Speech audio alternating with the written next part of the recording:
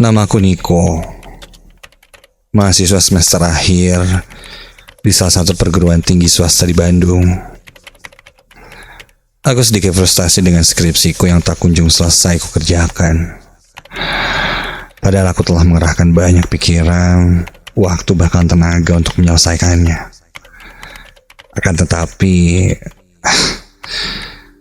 revisi selalu saja menghantuiku. Sepertinya ini juga bukan masalahku saja. Banyak yang mengalami hal ini, salah satunya adalah temanku, Deva namanya. Yang dia pun merasakannya sebagai mahasiswa semester akhir. Jengah dengan situasi ini, aku pun mengajak Deva untuk menjalankan ideku,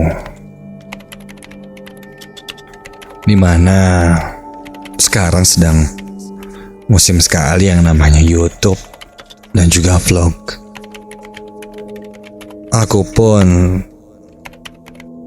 berencana untuk membuat vlog ke tempat-tempat angker yang ada di sekitaran kota Bandung.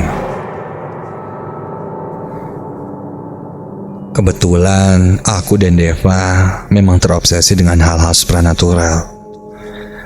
Meskipun kami hanya sebatas suka membicarakannya saja. Aku lalu mengundang Deva ke kosanku untuk menjelaskan tempat yang akan dikunjungi dan apa saja yang akan dilakukan di sana. Untuk permulaan, aku memulai dengan sebuah bangunan rumah kosong yang ada di sekitaran Bandung Timur. Aku dapat kabar dari saudaraku yang tinggal tak jauh dari sana. Katanya ada satu rumah kosong yang menurut beberapa orang bangunan rumah ini cukup mengerikan di malam hari. Banyak pengalaman mistis yang dialami oleh beberapa orang ketika melintasi rumah yang sudah 17 tahun tidak dihuni itu. Mulai dari penumpang misterius yang naik ojek dan minta diantarkan ke rumah kosong itu, hingga kemunculan sosok perempuan yang membuat kocar-kacir penjual nasi goreng. Begitulah rumor yang beredar tentang rumah kosong itu. Bukannya takut, aku justru semakin tertantang untuk mendatanginya. Akhirnya malam itu juga, aku dan Deva memutuskan untuk pergi ke rumah kosong itu.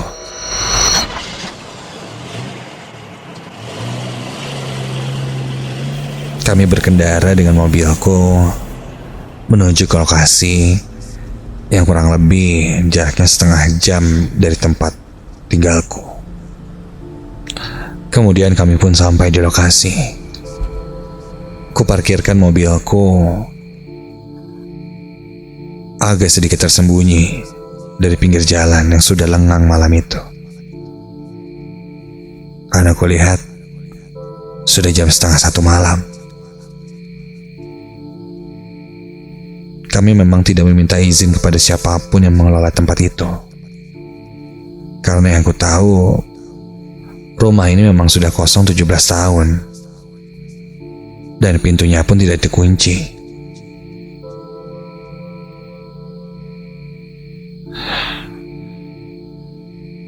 Ya, meskipun bisa dibilang keberadaanku dan temanku itu ilegal, tapi ini bisa jadi satu konten yang menarik untuk vlog kami.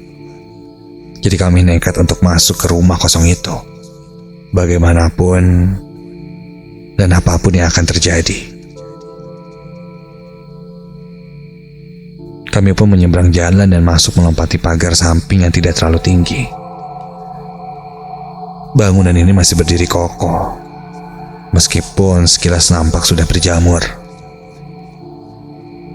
Jika dilihat dari luar, bangunan ini cukup klasik, dengan warna putih yang dominan dan dua pilar besar yang menjadi pondasi di bagian depan rumah itu.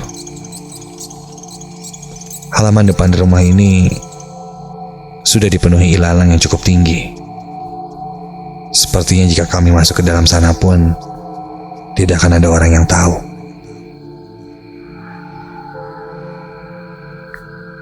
Sampai di dalam halaman, kami pun membagi tugas.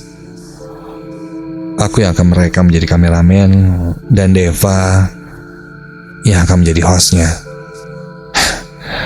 Karena dia lebih tampan dariku jika di kamera. Kami pun memulai dari bagian depan.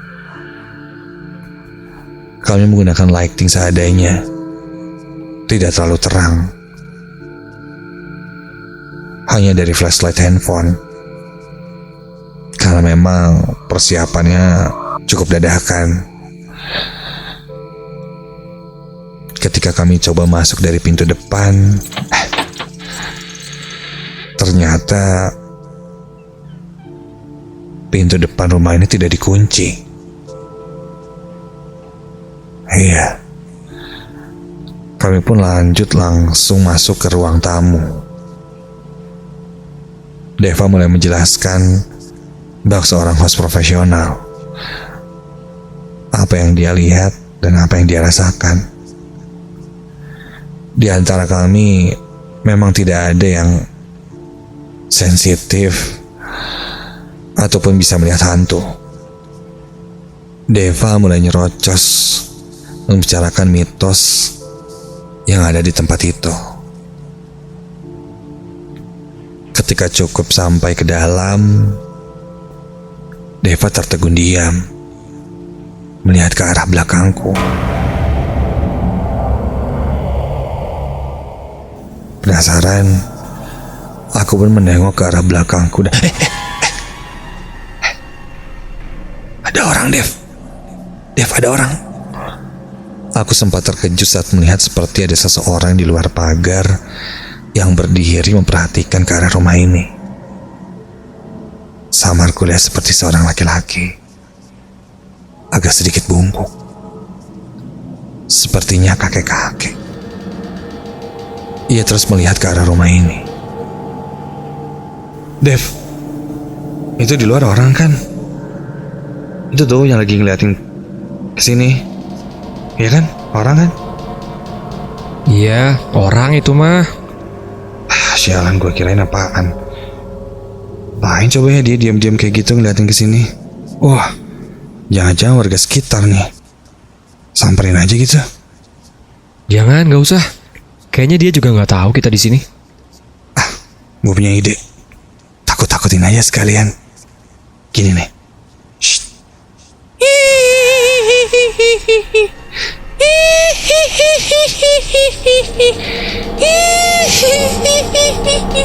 Kita lihat keluar dia, lari.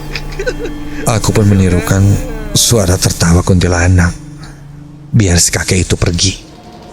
Dan benar saja, kulihat dia seperti ketakutan dan berlari menjauh.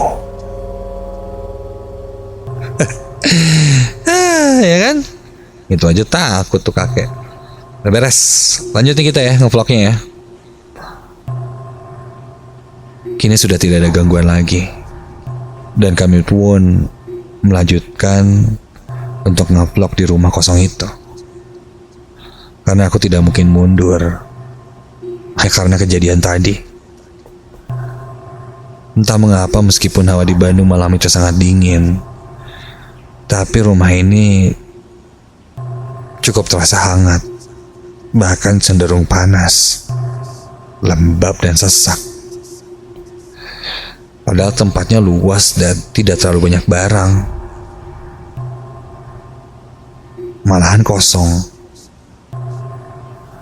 Singkat cerita, aku dan Deva hampir selesai mengambil gambar yang kami butuhkan. Kami pun memutuskan untuk berpencar dan merekam dengan handphone kita masing-masing. Deva akan menyelusuri bagian belakang bangunan rumah itu, sedang aku coba mengambil beberapa gambar di lantai atas. Ya, rumah ini terdiri dari 2 lantai. Dengan flashlight yang menyala dari handphoneku, aku berjalan perlahan sambil merekam beberapa spot yang ada di atas sana. Rumah ini beberapa ruangannya sudah kosong, kotor dan lembab sekali. Banyak kotoran binatang. Ya, sepertinya toran burung atau kelelawar. Aku masuk ke tiap kamar yang ada di lantai atas itu. Sampai penciumanku menangkap bau yang sangat kuat. Ini baunya sangat menyengat. Seperti bau menyan. Dan tiba-tiba, astaga, terdengar suara tertawa cekikikan. Bulu kuduku berdiri. Aku mundur perlahan. Dan ketika aku berbalik badan, lo Dev, bikin kaget aja lo. Gua kira setan lo. Pakai nakutin ketawa kayak kuntilanak segala lagi. Rese lo. Aku terkejut ketika melihat Deva sudah ada di belakangku. Dan dia tertawa menirukan suara kuntilanak. Kok takut? Tadi aja berani. Yalah, mana ada gue takut. Cuma kaget gue. Udah yuk, udah cukup. Agak kecewa sih gue. Ternyata tempatnya biasa aja. Berarti selama ini orang-orang cuma dengar kata orang mungkin ya. Atau kita beruntung aja nggak dapat penampakan. Ngerti ya? Cabut yuk. Karena merasa cukup dan juga agak sedikit kecewa tak ada hal mistis yang terekam oleh kamera, aku pun mengajak Deva untuk keluar dari bangunan rumah kosong itu dan bergegas pulang. Karena tak terasa jam sudah menunjukkan hampir jam 1:30 pagi. Hampir 1 jam kita di sana. Aku bergegas keluar dari rumah itu lewat pintu belakang.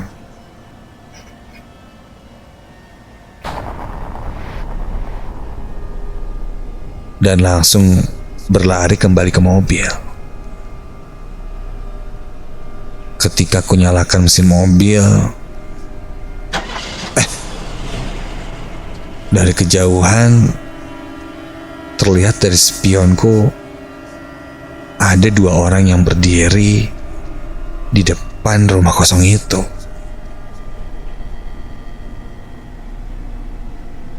Ketika aku nyalakan mobil, 2 orang itu seperti melihat ke arah kami.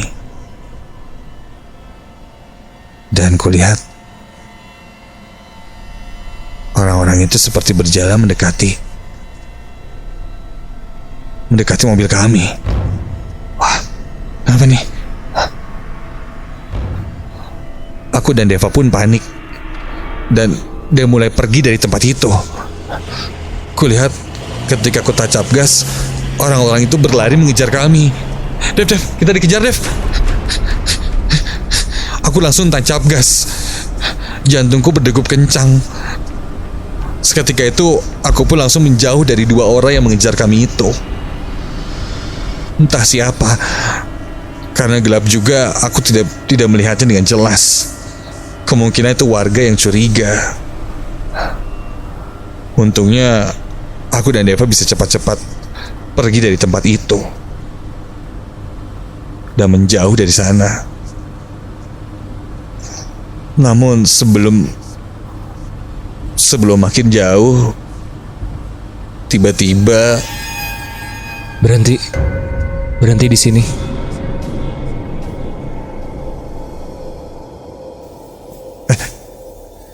Deva memintaku berhenti.